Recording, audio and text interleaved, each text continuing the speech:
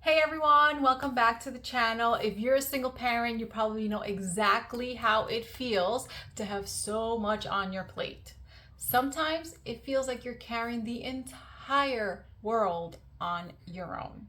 You're constantly making decisions, simple decisions like what's for dinner. You're juggling responsibilities and trying to make sure your kid is happy. And in those moments, it can feel very lonely.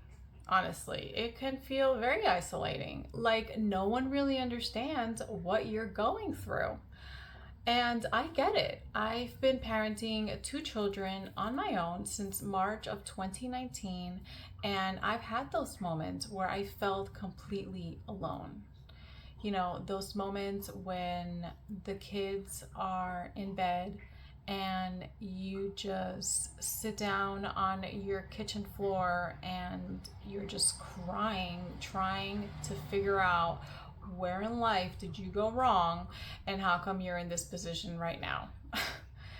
But here's the thing, you're not alone. Support does exist, help exists even when it doesn't feel that way. Today, I want to share 3 ways that you can stop feeling like you have to do everything alone. And even if you're busy, even if you're overwhelmed or worried that people might start avoiding you because you always ask for help, because that has happened to me. um, we're gonna get through it. Before we start, make sure that you hit the subscribe button and turn on the notifications so you never miss tips and encouragement from single parents like myself. And if something I share today resonates with you, leave a comment. I would love to hear your stories. So, okay, ready? First, we have to name the problem. Because if we know what the problem is, we can find a solution for it. Ready? Many of us feel like asking for help is a burden. Sometimes you're so worried that you've already asked so much, or that people will see you coming and think, oh my God, oh no, here she comes. Here she comes asking for another favor, and just avoid you, because that has happened to me. I live in an apartment and I have opened my door to walk downstairs just randomly, and my neighbors have closed their own door because they hear me coming out and thinking, oh my God, here she comes. What's she gonna ask now? That has happened. Kind of embarrassing, but yeah. But the good news is there is always a way to shift this dynamic. Ways that are practical and very much action items, and they're very doable and don't make it feel like a burden or that you still have to do everything on your own. Ready? First, we found the problem. Now let's find a solution. Believe it or not, it's all about mindset. It is. Instead of thinking of asking for help as a burden, try seeing it as an opportunity to build a connection, to build a friendship. When you ask someone for help, you're giving them the chance to support you. And most people actually feel good when they can help. Just like you feel good when you can help a friend, right? I mean, I know you might be thinking, Vanessa, like I barely have time for myself, let alone give back to others. And yeah, that's valid. But giving back does not have to be a big thing. If you ask for a favor or if you ask for help, you don't have to make a big banquet and say, hey, come over for dinner. It could be something small.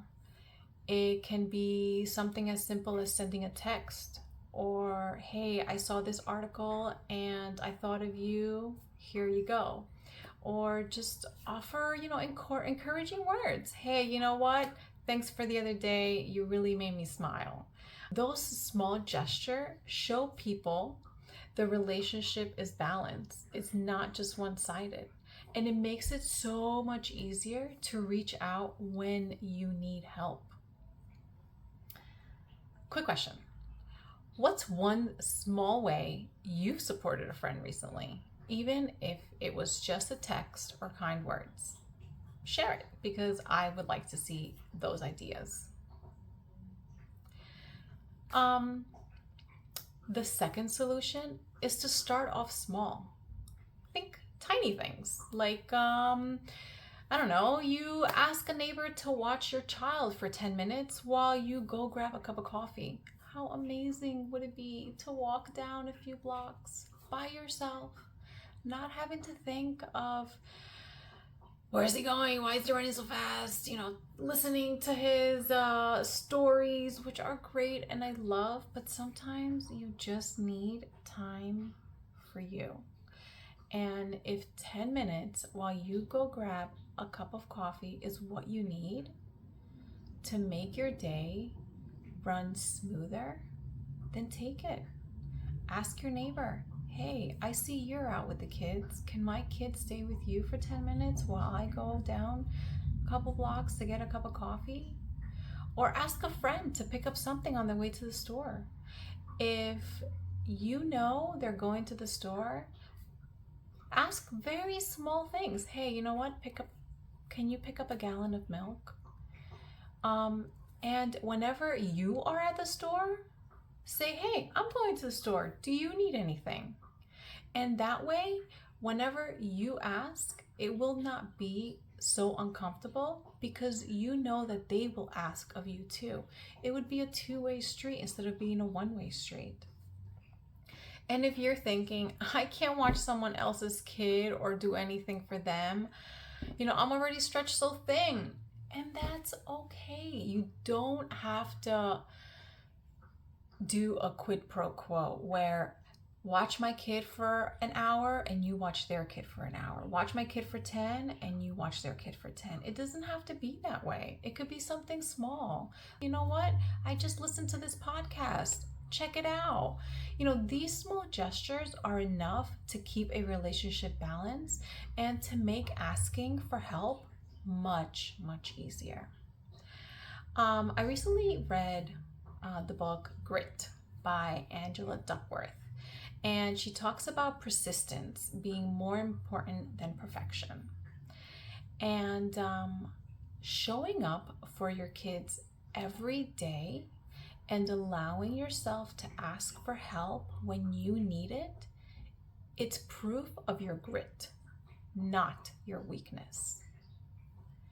I want to hear from you. What's one tiny favor that you could ask for this week that would make your life easier?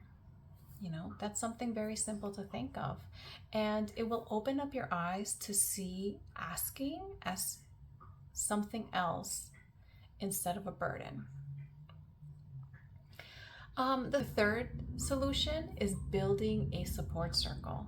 It is so important to build out your support circle, to diversify it, because leaning on the same one or two people all the time can feel overwhelming for them. And eventually, they might start avoiding your request. That does not mean that they don't care. It really does not mean that they don't care. Please don't think that. It just means that everyone has their limits. So start to create a circle of 3, 4, 5 people you can rotate for help. And don't forget, there are amazing online spaces where single parents connect and share advice and encourage each other. You can go on Facebook groups, you can go on Reddit communities, you can go on apps like I've used Meetup in the past, and these are all great ways to expand your circle without overwhelming your friends and your families and your neighbors. Do you have any online community or groups that has helped you? Like I said, I've used Meetup in the past to find different communities and a great way to find different friendships. And that has helped me. So what has helped you? What communities out there has helped you to find a broader circle? Now, I know some of you might still be thinking, but Vanessa, I'm so overwhelmed with life and finances. How could I ever give back if I can barely manage my own child? How could I possibly contribute to someone else's? And again, trust me, I hear you. That's why the key here is to start really small. You don't have to cook a meal. You don't have to watch someone else's kid. You can just give back by sending a kind message, by sharing a helpful tip, or just by listening. Sometimes people just want to vent. Sometimes people just want to share their day.